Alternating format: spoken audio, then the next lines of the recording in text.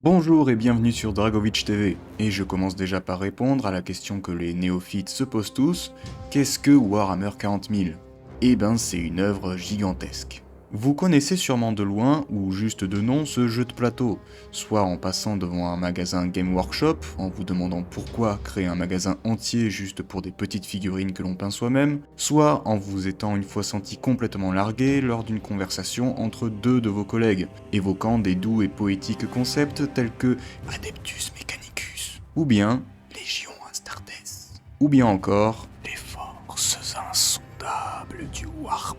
Rassurez-vous, chers néophytes, dans cette vidéo vous trouverez un petit guide fait maison pour comprendre le lore et l'univers exposé, en vue de découvrir cette œuvre cyclopéenne petit à petit, sans vous égarer dans les profonds couloirs de l'Omnis Bibliotheca. Mais répondons d'abord plus sérieusement à la question qu'est-ce que Warhammer 40 000 ? Et je m'excuse d'avance pour les fans de Age of Sigmar, qui est une autre version de Warhammer, je m'y connais pas du tout sur ce point-là, donc j'en parlerai pas dans ce vidéogramme. Warhammer 40 000 prend place dans notre univers au 40e millénaire, dans un futur sombre où il n'y a que la guerre. L'Imperium de l'humanité, qui est un empire intergalactique où l'être humain a pu prononcer son plus fort sentiment impérialiste à travers les étoiles, survivant tant bien que mal face aux ennemis de l'humanité. Et il y en a beaucoup des ennemis de l'humanité. D'abord les Xénos, littéralement des extraterrestres pas très sympas et tout aussi impérialistes que nous, les Tyrannides, les Nécrons ou encore les Orques, même si ces derniers c'est juste pour la violence et le plaisir de la létalité brutale qu'ils sont là. Mais il n'y a pas que les êtres différents qui mènent la vie dure à notre cher empire, il y a aussi des forces corrompues, le chaos, qui lui fait basculer dans la démence hérétique, ce qui était autrefois partie intégrante de l'Imperium. Trahison, politique, honneur chevaleresque et guerrier charismatique, Warhammer, c'est ça, c'est la guerre, tout le temps, partout, à une échelle intergalactique. Mais quelles sont les raisons que je pourrais vous donner pour se laisser immerger dans ce monde aussi ténébreux que vaste ? Eh bien, je vous donne 4 arguments qui découlent uniquement de mon expérience. J'invite les connaisseurs à faire part de leurs raisons pour lesquelles ils apprécient particulièrement cette œuvre dans les commentaires. Et on commence tout de suite avec la première des raisons, la plus chère à mes yeux, celle que l'on trouve que dans de rares œuvres, le vertige artistique, comme dirait Alt 236. Si vous allez faire un tour sur le site Omnis Bibliotheca, lien en description, vous allez vite retrouver le même type de sentiment que lorsque vous tombez sur le site de la fondation SCP pour la première fois. Du texte, des informations, des histoires captivantes et intrigantes à n'en plus finir, vous faisant comprendre que faire le tour de ce site, ça va sûrement vous prendre toute votre vie. L'Omnis Bibliotheca provoque ce sentiment car elle réunit le maximum de contenu concernant le lore de Warhammer 40K, car ce lore, il est aussi large que profond. Large car la galaxie exposée s'étend sur des millions de mondes, où se déroulent toutes sortes d'histoires suffisamment développées pour être captivantes, et profond car au plus haut on trouve la lumière resplendissante, ou du moins ce qui y ressemble, et au plus bas les ténèbres les plus opaques, viscérales et vicieuses, oui c'est le mot. Avec entre les deux des milliards d'êtres vivants qui se battent dans une fresque énorme, tellement énorme qu'un être humain tout seul n'est rien, et n'a quasiment aucune influence sur la continuité de l'histoire à son échelle. Cependant, même si un être seul est insignifiant, du moins quand ce n'est pas une divinité, c'est bien la force du nombre, des millions d'êtres unis dans un même but qui font bouger les choses et bousculent l'ordre, ou plutôt le désordre établi. On retrouve des systèmes dans l'espace où des armées colossales s'affrontent pour la conquête d'une ou plusieurs planètes, et chaque bataille a son histoire, ses personnages, ses moments marquants et sa part de chaos martial. Facile donc de ne pas s'ennuyer à travers les millions de conflits qu'a connus et connaîtra encore l'univers de 40K. Le lore, il est cyclopéen, et c'est très facile de s'y perdre en tant que débutant. Cependant, soyez ravis, je vous offre une recette de découverte du lore de Warhammer 40 000 en toute sécurité et avec un maximum de compréhension possible, et ce, grâce à l'usage de YouTube. Dans un premier temps, regardez des vidéos d'introduction à l'univers, je vous mets mes 2 favorites dans la description. Ensuite, vous pouvez enchaîner sur les vidéos de présentation des factions peuplant 40K par les vidéos d'AlphaCast, où il y détaille les différents corps de troupes composant l'armée de l'humanité, pour ensuite se concentrer sur les ennemis de celle-ci avec les Xénos principalement. Une fois que vous aurez une idée globale de ce qui se trame dans cette sombre dystopie, je ne peux que vous conseiller les vidéos de Indomitus 40K. Des vidéos longues, parfois plus de 2 heures, mais superbement bien narrées et très bien illustrées.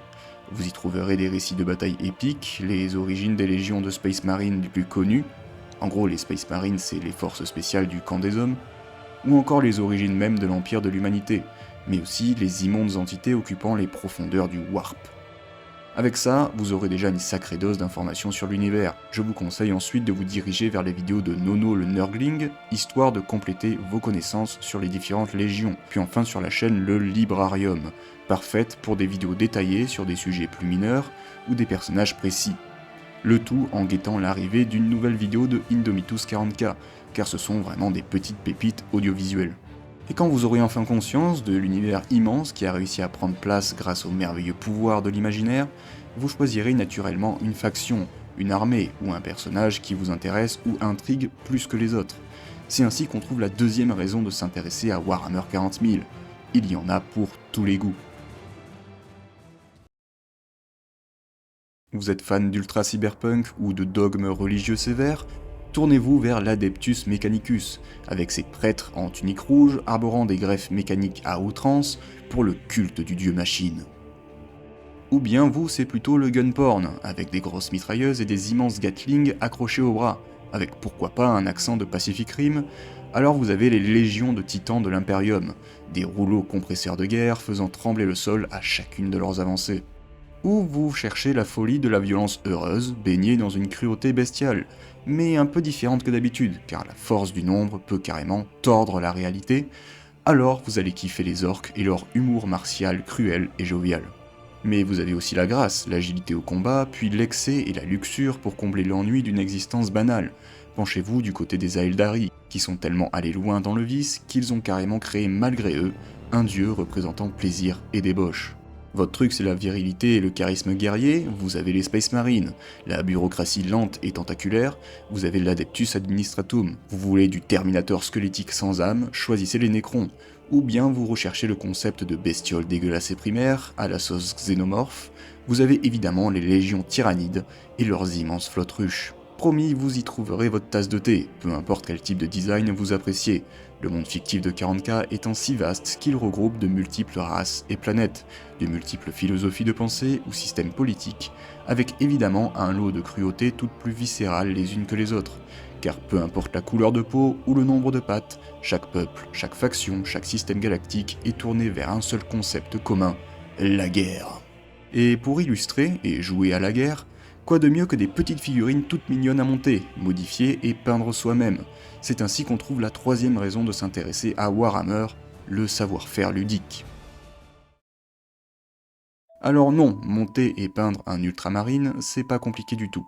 Je compte pas le nombre de personnes qui voient cette activité comme non accessible pour eux simples mortels, car la peinture ne fait pas partie de leur hobby, et que donc, ils n'arriveraient pas à faire une jolie figurine. Mais déjà avec tous les tutos YouTube et guides pratiques sur internet, c'est hyper accessible, et cette activité apporte bien sûr son lot de bienfaits. Apprenez la patience, le goût du travail bien fait et la précision perfectionniste en coloriant votre armée de guerriers tôt ou assemblant votre escouade de Space Marine hérétiques. Vous aurez ainsi le sentiment d'avoir créé votre figurine, et le temps consacré leur donnera évidemment plus de valeur, tellement qu'ensuite vous aurez du mal à acheter une figurine toute faite, car il y manquera ce sentiment d'accomplissement d'avoir enfin terminé votre Dreadnought Space Marine. Également, pour vous aider à peindre correctement votre premier personnage, les magasins Warhammer mettent en place une initiation gratuite à l'assemblage et aux techniques de peinture de base. Salutations au magasin Warhammer de Reims, c'est personnellement là-bas que j'ai pu peindre mon premier Ultramarine. Il est mimi, hein? Et cette petite expérience m'a fait découvrir la quatrième raison de s'intéresser au Wargame, la communauté de Warhammer 40K. Certaines communautés sont reconnues comme toxiques et irritantes. On peut prendre exemple la communauté de Call of Duty ou League of Legends, qui même si elles sont essentiellement composées de mecs normaux, il y a quand même une grande quantité de personnes désagréables, à l'insulte facile envers n'importe quel type de minorité ou bien se ruant directement avec acharnement sur un nouveau joueur en manque de conseils, et donc forcément faisant des erreurs. Cependant, du côté de Warhammer, principalement car il reste relativement peu connu face au grand public en comparaison avec d'autres médias, la communauté est, de ce que j'ai pu voir, carrément bienveillante, que ce soit au magasin où j'ai pu recevoir de nombreux conseils de la part du vendeur, mais aussi d'autres clients qui venaient peindre leurs figurines personnelles dans la boutique directement, ou bien carrément errer dans celui-ci en parlant pendant 1 heure de tout et de rien, et dans le meilleur des mondes. Ah, c'était rigolo ça, mais c'était carrément sympa. Ou bien sur les forums Discord où on trouve des adeptes du wargame qui partagent leurs dernières figurines, ou bien des néophytes qui viennent demander des informations synthétisées, car Warhammer c'est tellement étendu dans tous les sens que souvent on ne sait pas par où commencer.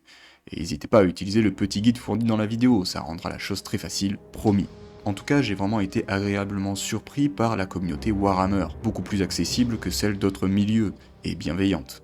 Et forcément, avec ces avantages, vous allez faire de bonnes rencontres, ce qui n'est pas regrettable, bien au contraire. N'ayant pas encore essayé l'aspect jeu de plateau du wargame, justement, les boutiques Game Workshop proposent, à l'instar de la peinture, des initiations aux règles et déroulement d'une partie, et j'ai hâte d'essayer de mon côté. Voilà, j'espère que cette vidéo vous aura plu et que au moins quelques spectateurs curieux soient intrigués par mes arguments et tentera l'expérience, que ce soit pour le lore, les figurines, les jeux vidéo Warhammer ou encore le jeu de plateau en lui-même. Ainsi, mon objectif sera accompli. En attendant, je vous dis portez-vous bien et à la putain de prochaine.